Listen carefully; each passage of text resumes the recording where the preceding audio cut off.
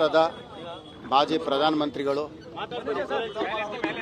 ಅಟಲ್ ಬಿಹಾರಿ ವಾಜಪೇಯಿ ಅವರ ಹುಟ್ಟುಹಬ್ಬದ ಕಾರ್ಯಕ್ರಮ ನಾನು ಜಗನ್ನಾಥ್ ಭವನದಲ್ಲಿ ಅಲ್ಲಿ ಬಂದು ನಾನು ನಮ್ಮ ಕೇಂದ್ರ ಸಚಿವರಾಗಿದ್ದಂಥ ಪ್ರಹ್ಲಾದ್ ಜೋಶಿ ಅವರು, ನಮ್ಮ ರಾಜ್ಯಾಧ್ಯಕ್ಷರಾಗಿದ್ದಂಥ ವಿಜೇಂದ್ರ ಅವರು, ನಮ್ಮ ಪಕ್ಷದ ಮುಖಂಡರು ಯಡಿಯೂರಪ್ಪನವ್ರ ಜೊತೆಯಲ್ಲಿ ಕಾರ್ಯಕ್ರಮದಲ್ಲಿ ಭಾಗವಹಿಸಿ ಅಲ್ಲಿಂದ ನಾನು ನಮ್ಮ ಕ್ಷೇತ್ರದಲ್ಲಿ ವಾಜಪೇಯಿ ಅವರ ಹುಟ್ಟುಹಬ್ಬದ ಕಾರ್ಯಕ್ರಮಕ್ಕೆ ನಾನು ಬಂದಿದ್ದೆ. ಬಂದಂಥ ಸಂದರ್ಭದಲ್ಲಿ ಸುಮಾರು 100 ಜನ ಪೊಲೀಸವರು ಇದ್ದಾರೆ ಇಲ್ಲಿ. ನಾನು ಕೇಳಿದೆ ಏನಕ್ಕೆ ಇಷ್ಟೊಂದು ಪೊಲೀಸವರು ಅಂತ ಕೇಳಿದಾಗ, ಇವತ್ತೇನು ನಿಮ್ಮ ಕೊಲೆ ಆಗತ್ತೆ ಇಲ್ಲಿ ಅಂತ ನಮಗೆ ಮಾಹಿತಿ ಇದೆ. ಆ ಕೊಲೆ ಆಗತ್ತೆ ಅನ್ನೋ ಮಾಹಿತಿ ಬಂದಿದ್ದರಿಂದ ನಾವು ನಿಮಗೆ ರಕ್ಷಣೆ ಕೊಡೋಕ್ಕೆ ಸುಮಾರು 100 ಪೊಲೀಸವರು ಇದ್ದೀವಿ. 3 ಪೊಲೀಸ್ ಬಸ್ಗಳು ಬಂದಿದೆ. ಪೊಲೀಸ್ ಬಸ್ಸಲ್ಲಿ ವಿತ್ ಗನ್ಮ್ಯಾನ್ಗಳು ಪೊಲೀಸು ಅವರೆಲ್ಲ ನನಗೆ ಎಲ್ಲಿ ಕೊಲೆ ಆಗತ್ತೆ ಅಂತ ರಕ್ಷಣೆ ಕೊಡೋಕ್ಕೆ ಪೊಲೀಸ್ನವರು ಮೊದಲೇ ಕಾವಲು ಕಾಯ್ದಿದ್ದಾರೆ.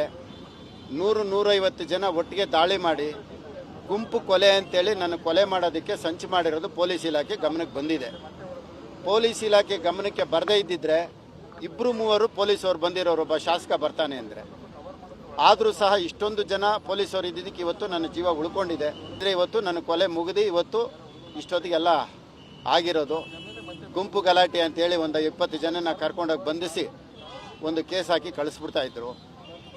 ಈಗ ನನಗೆ ಕೊಲೆ ಮಾಡ್ತೀರಿ ಅಂತೇಳಿ ನನಗೆ ಈಗಾಗಲೇ ಕಳೆದ ತಿಂಗಳು 5ನೇ ತಾರೀಕು ಒಂದು 7-8ನೇ ತಾರೀಕು ಹೊತ್ತಿಗೆ ಆ ಡಿಫ್ರೆನ್ಸಲ್ಲಿ ಕೊಲೆ ಮಾಡ್ತಾರೆ ಅಂತೇಳಿ ವಕೀಲ ರೂಪದಲ್ಲಿ 2 ವಕೀಲರು ಬಂದು ನನಗೆ ಹೇಳಿದ್ರು.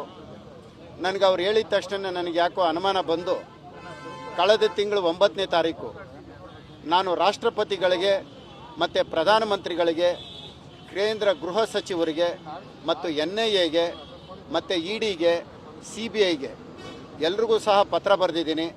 ನನ್ನ ಕೊಲೆ ಆಗತ್ತೆ, ನನ್ನ ಕೊಲೆ ಆದರೆ ಕೊಲೆಗೆ ಕಾರಣಕರ್ತರು DK ಶಿವಕುಮಾರು, DK ಸುರೇಶು, ಕುಸುಮ ಮತ್ತು ಅವ್ರ ತಂದೆ ಹನುಮಂತರಾಯಪ್ಪ ಹಾಗೂ ಇತರರು ಅಂತೇಳಿ ಅವ್ರ ಹೆಸರುಗಳು ಸಹ ನಾನು ಬರೆದು ಕೊಟ್ಟಿದ್ದೀನಿ. ಪ್ರಧಾನಮಂತ್ರಿ ಕಚೇರಿಯಿಂದ ನನಗೆ ಹಿಂಬರನೂ ಬಂದಿದೆ, ರಾಷ್ಟ್ರಪತಿಗಳಿಂದನೂ ಹಿಂಬರ ಬಂದಿದೆ. ನನಗೆ ಗನ್ಮ್ಯಾನ್ ಕೊಡಿ ಅಂತೇಳಿ ರಾಜ್ಯಪಾಲರಿಗೂ ಸಹ ಮನವಿ ಕೊಟ್ಟಿದ್ದೆ. ರಾಜ್ಯಪಾಲರಿಗೂ ಮನವಿ ಕೊಟ್ಟು ರಾಜ್ಯಪಾಲರು ನನ್ನನ್ನು ಖುದ್ದಾಗಿ ಭೇಟಿ ಮಾಡುವಂಥ ಅವರು ದಿನಾಂಕನೂ ಸಹ ಕೊಟ್ಟಿದ್ದರು. ರಾಜ್ಯಪಾಲರನ್ನ ನೇರವಾಗಿ ಭೇಟಿ ಮಾಡಿದೆ. ರಾಜ್ಯಪಾಲರನ್ನ ಭೇಟಿ ಮಾಡಿದಂಥ ಸಂದರ್ಭದಲ್ಲಿ ಅವರು ರಾಜ್ಯ ಸರ್ಕಾರದ ಗಮನಕ್ಕೆ ತರ್ತೀನಿ ಅಂತ ಅವರು ಹೇಳಿದರು. ಅದಾದ ಮೇಲೆ ಮತ್ತೆ ಹೇಮಂತ್ ನಿಂಬಾಳ್ಕರ್ ಅವರಿಗೆ ನಾನು ಪತ್ರ ಬರೆದಿದ್ದೀನಿ, ಅವರಿಗೆ ವಾಯ್ಸ್ ಮೆಸೇಜು ಕಳಿಸಿದ್ದೀನಿ.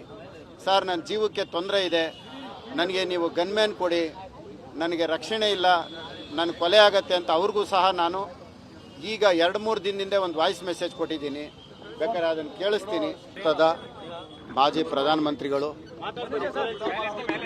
ಅಟಲ್ ಬಿಹಾರಿ ವಾಜಪೇಯಿ ಅವರ ಹುಟ್ಟುಹಬ್ಬದ ಕಾರ್ಯಕ್ರಮ ನಾನು ಜಗನ್ನಾಥ್ ಭವನದಲ್ಲಿ ಅಲ್ಲಿ ಬಂದು ನಾನು ನಮ್ಮ ಕೇಂದ್ರ ಸಚಿವರಾಗಿದ್ದಂಥ ಪ್ರಹ್ಲಾದ್ ಜೋಶಿ ಅವರು, ನಮ್ಮ ರಾಜ್ಯಾಧ್ಯಕ್ಷರಾಗಿದ್ದಂಥ ವಿಜೇಂದ್ರ ಅವರು, ನಮ್ಮ ಪಕ್ಷದ ಮುಖಂಡರು ಯಡಿಯೂರಪ್ಪನವ್ರ ಜೊತೆಯಲ್ಲಿ ಕಾರ್ಯಕ್ರಮದಲ್ಲಿ ಭಾಗವಹಿಸಿ ಅಲ್ಲಿಂದ ನಾನು ನಮ್ಮ ಕ್ಷೇತ್ರದಲ್ಲಿ ವಾಜಪೇಯಿ ಅವರ ಹುಟ್ಟುಹಬ್ಬದ ಕಾರ್ಯಕ್ರಮಕ್ಕೆ ನಾನು ಬಂದಿದ್ದೆ.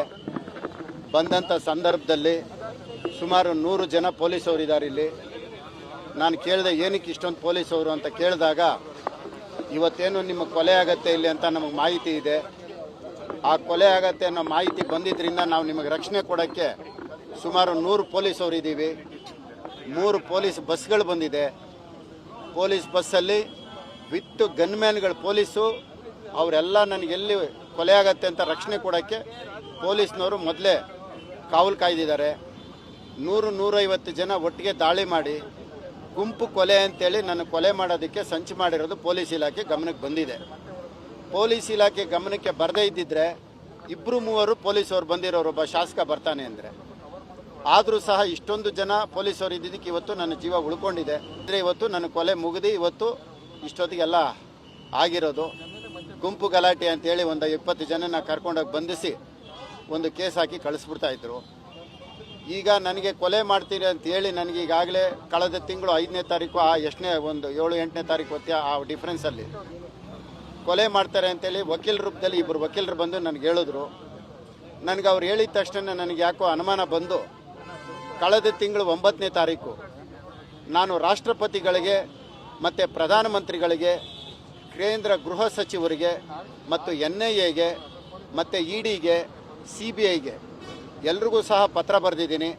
ನನ್ನ ಕೊಲೆ ಆಗತ್ತೆ, ನನ್ನ ಕೊಲೆ ಆದರೆ ಕೊಲೆಗೆ ಹೆಚ್ಚಿನ ವಿಡಿಯೋಗಳಿಗೆ ಪ್ರತಿಧ್ವನಿ ಯೂಟ್ಯೂಬ್ ಚಾನೆಲ್ ಸಬ್ಸ್ಕ್ರೈಬ್ ಮಾಡಿ, ಬೆಲ್ ಐಕಾನ್ ಕ್ಲಿಕ್ ಮಾಡಿ.